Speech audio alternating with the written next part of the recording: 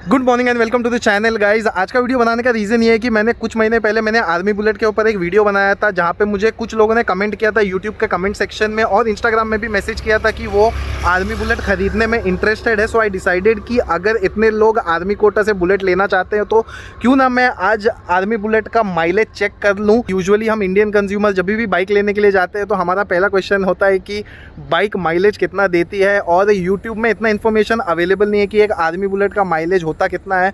तो आज मैं और एक काम करने वाला हूँ, माइलेज चेक के साथ साथ मैं नावी मुंबई का one of the most isolated beaches visit करने वाला हूँ जो कि उरन में है।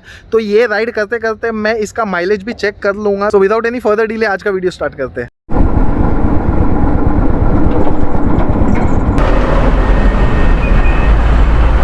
120.67 थैंकफुल। हाँ जी,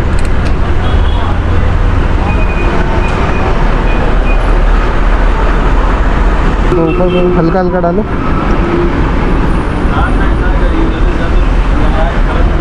बस 1540 कर दो बस। हाँ, फुल तक हो गया ना। मानकेश्वर बीच का डिस्टेंस जो दिखा रहा है नेहरू नवी मुंबई का, ये फ्यूल पंप से लगभग 25 किलोमीटर है। 41 मिनट्स का टाइम लगेगा। तो ये मेरा स्टार्ट पॉइंट है और एंड पॉइंट भी यही होने वाला है।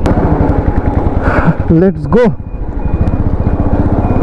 लगभग 13 लीटर फ्यूल जा चुका है टैंक में, और मुंबई में अभी करंट पेट्रोल का जो प्राइस चल रहा है वो 120 क्रॉस हो चुका है।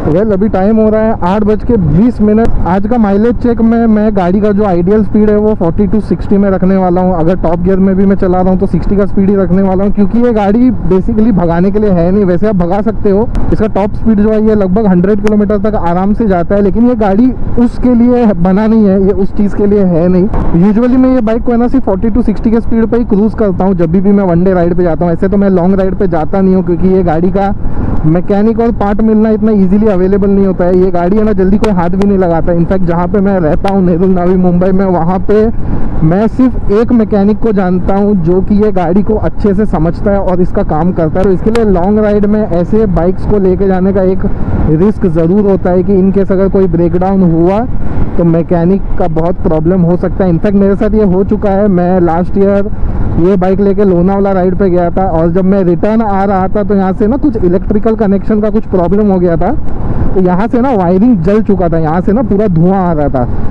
तब मैं खपोली के यहाँ पे एक लोकेशन है खालापुर, वहाँ पे मैं अटक चुका था। तो वहाँ पे मुझे बहुत मुश्किल से एक मैकेनिक मिला खालापुर में, और वो भी इसलिए क्योंकि उसके पास भी एक पुराना स्टैंडर्ड बुलेट था, तो उसको मालूम था कि ये गाड़ी को कैसे डील करना है। उरन जाने के रास्ते में आपको नावा शिवा मिलेगा। अगर आप नवी मुंबई से नहीं हो और आपको नहीं पता नावा शिवा क्या है, तो नवी मुंबई में नावा शिवा में पोर्ट है जहाँ से माल जो है लोड अनलोड होता है। इसी का रीज़न ये है कि आपको यहाँ पे बहुत सारे ट्रेलर दिखाई देंगे। यहाँ पे ट्रेलर का कोई कमी नहीं है, क्योंकि माल अप डाउन होता रहता है ये लोकेशन में।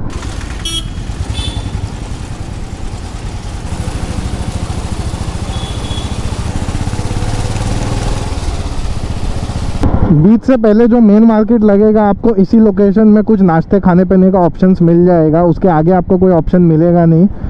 तो ये मेन मार्केट एरिया में आपको नाश्ता पानी ये मिल जाएगा इजीली। मेरे को अभी तक है ना एक कोई प्रॉपर ऐसा रेस्टोरेंट दिखा नहीं है जहाँ पे आपको एक अच्छा सा लंच या डिनर मिल जाए। अगर मुझे दिख गया तो मैं ज़रूर आपको अपडेट कर दूंगा, लेकिन एज ऑफ नाउ मेरे को कुछ दिखा नहीं है। लेकिन नाश्ते का मेरे को 2-3 दुकान मिला है, अच्छा हाइजीनिक शॉप मिल गया है जहाँ पे आप आराम से आप नाश्ता कर सकते हो। बीच जाने का रास्ता किधर से? मानकेश्वर बीच। अच्छा, ये रास्ता है क्या? अच्छा, ओके। और ये मानकेश्वर मंदिर है क्या? अच्छा, ओके ओके, थैंक यू। अच्छा, ये मानकेश्वर टेम्पल है। तो मानकेश्वर टेम्पल से अपने को इधर ये रोड लेना है।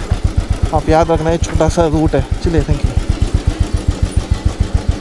देखना, आधा गेट लगा हुआ है, यहाँ से आपको एंटर करना है और आप पहुँच जाओगे। ओके, मानकेश्वर टेम्पल से ज़्यादा दूर है भी नहीं यार बीच, तो बहुत ही नज़दीकी है। देखते देखते बीच पे आ गए अपन। ओके, यहाँ पे कुछ लोग दिख भी रहे हैं।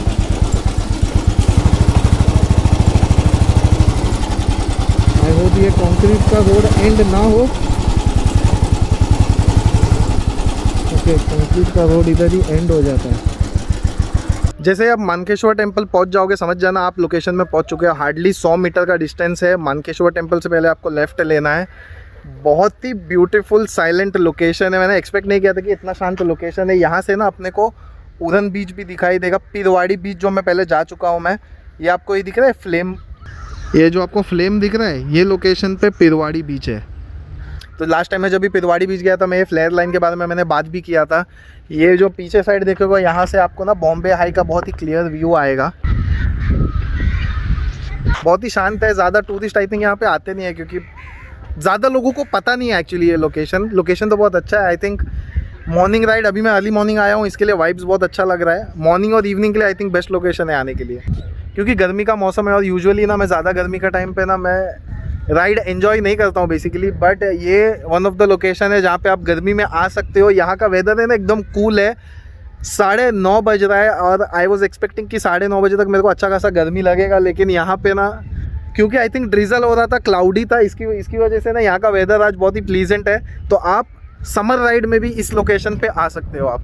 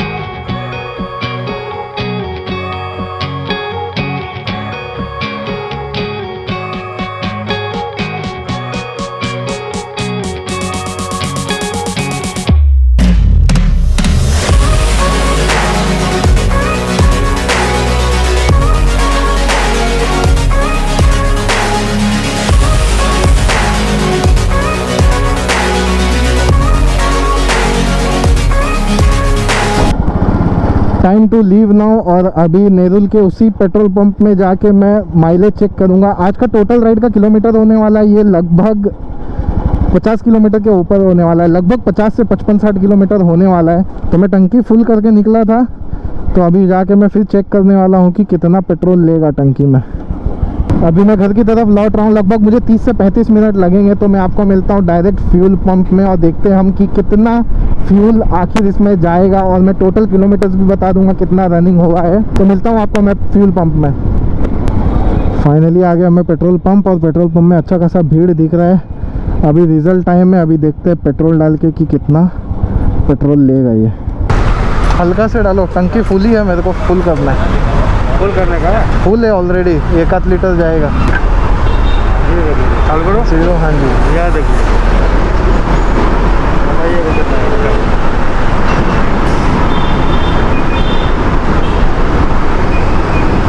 बस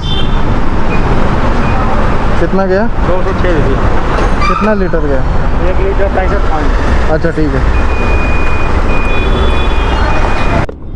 1.65 लीटर फ्यूल गया है, और निकलते वक्त किलोमीटर था इसमें 4711, और अभी यहाँ पे 4763।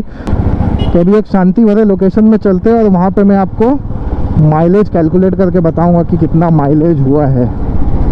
तो आज का जो टोटल डिस्टेंस जो मैंने ड्राइव किया है वो है एग्जैक्टली 52 किलोमीटर्स, और फ्यूल गया 1.65 लीटर। तो अगर आप इसका पर लीटर माइलेज चेक करोगे तो ये 31.5 लीटर आता है। ऑब्वियसली इसमें बहुत सारे फैक्टर इन्वॉल्व होते हैं। मैंने आज का जो एवरेज स्पीड रखा था वो 20, 30, 40, 50, 60। मैं 60 के ऊपर गया नहीं था, क्योंकि ऑब्वियसली मैं एज्यूम करता हूँ कि अगर आप आर्मी कोटा से बुलेट ले रहे हो तो आप भगाने के लिए तो ले नहीं रहे हो, वो क्रूज़ करने के लिए ही ले रहे हो। तो 31.5 इसका एवरेज है। आई थिंक ये बहुत ही बढ़िया एवरेज है एक army bullet point of view से। आई होप कि आज का जो माइलेज चेक है आपका डिसीजन मेकिंग को ईजी कर सकता है कि आपको एक आर्मी बुलेट खरीदना चाहिए कि नहीं खरीदना चाहिए। तो इसी नोट पे आज के वीडियो को करूँगा इधर ही दी एंड। अगर आपको वीडियो पसंद आया तो make sure to hit the like button and subscribe to my channel. Until then this is Shahbaz Khan signing off, see you next time, bye bye.